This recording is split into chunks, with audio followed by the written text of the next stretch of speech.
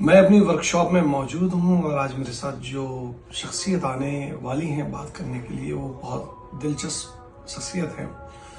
साहिर लुधियानवी, इमरोज और अमृता प्रीतम की एक वो साथी रही हैं, उस कहानी की वो गवाह रही हैं।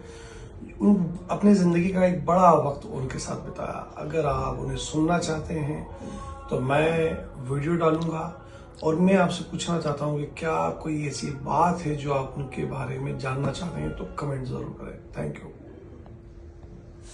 कहूँ कि मैं उन्हें जानता हूँ जो उनके साथ रहते थे, तो उनमें से आप हैं। मैम, आप कैसे हैं?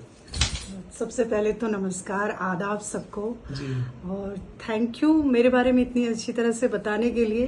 हालांकि ये बात और है कि जब मैं लोगों से कहती हूँ कि मैं अमृता और इमरोज से मिली थी तो लोग समझते हैं कि मैं भी कोई प्राचीन चीज हूँ या किसी म्यूजियम में रखना चाहिए, पर नहीं। जब मैं बहुत छोटी थी तब जी। और दिल्ली तभी आई थी और मुझे पता चला कि अमृता प्रीतम यहीं रहती हैं।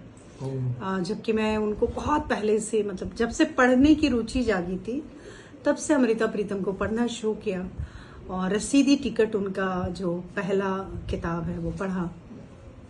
बहुत मतलब ऐसे हो गई, हर युवा जो उसको पढ़ता है ना बड़ा रोमांटिसाइज हो जाता है।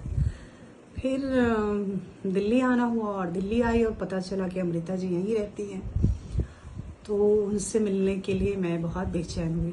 हालांकि इतनी आसानी से नहीं मुलाकात हुई थी, बहुत मेहनत करनी पड़ी थी क्योंकि तब वो थोड़ी बीमार रहने लगी थी, बिस्तर पे थी। और इमरोज जो उनके साथी थे, जो कहते हैं कि इस रिश्ते का क्या नाम था, दरअसल इस रिश्ते का कोई नाम हो ही नहीं सकता कि वो क्या थे। और वो पहले मना करते थे मुझे कि नहीं मिलना है, नहीं मिलना है। फिर मैंने बहुत से लोगों की पैरवी लगवा दी और मैं मिली थी और तब अमृता जी थी। ये छा से मैं इसे एंजॉय कीजिए। और उन्हीं दिनों उनको ज्ञानपीठ अवार्ड मिला था, तो मैं उनके सिरहाने बैठी हुई थी। तो इमरोज ने एक बात कही मुझे कि तुझे पता है, अमृता को ये भी नहीं पता कि उसे ये अवार्ड मिला है। दरअसल अमृता को ये भी नहीं पता कि वो अमृता प्रीतम है, यानी कि वो अपनी याददाश्त खो चुकी थी। She was just on bed. और लेकिन इन सब के बावजूद जो अमृता जी को याद थी एक बात, सिर्फ एक बात, वो इमरोज याद थे। सभी जानते हैं, सबने पढ़ा भी है कि वो एक दूसरे को ईमा और माजा कह के बुलाया करते थे। तो वो जब भी कुछ चाहिए होते ना पुकारती थी, माजा माजा। तो और मैं उस समय मेरी बोलती बंद हो गई थी। मैंने जिस अमृता प्रीतम के बारे में पढ़ा था, जो सुना था। और एक और वाकया मैं बता दूं, अमृता प्रीतम जी जो सबसे बड़ी रचना के लिए जानी जाती है वो है अखा बारिशानू किथो कबरा बिचो बोल। अखा बारिशानू किथो कबरा बिचो बोल, आज किताबे इश्क दा कोई अगला बरका खोल।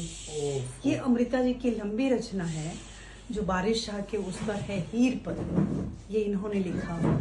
तो मुझे उस पर एक्टिंग करने का भी मौका मिला था। ये बंटवारे की बात है। तो बंटवारे में जब इंडिया पाकिस्तान में कई लड़कियां मारी गई थी और कई मारी गई और कई को इज्जत बचाने के लिए कोई, तो उस पर वो पूरा अमृता जी ने लिखा है और उसके लिए वो जानी जाती है क्योंकि वो उनकी एक क्लासिक रचना मानी जाती है। तो मुझे उस पर एक्ट करने का मौका मिला। फिर अमृता जी की कई कहानियों को मैंने पहली बार भी जो मिली तो उसे भी लिखा था। और ये जब आप बता रहे हैं कि जब पहली बार आपने एक्ट किया था, ये कब का होगा वाकया? ये 2001 या 2 का है। स्टेज पे हुआ था।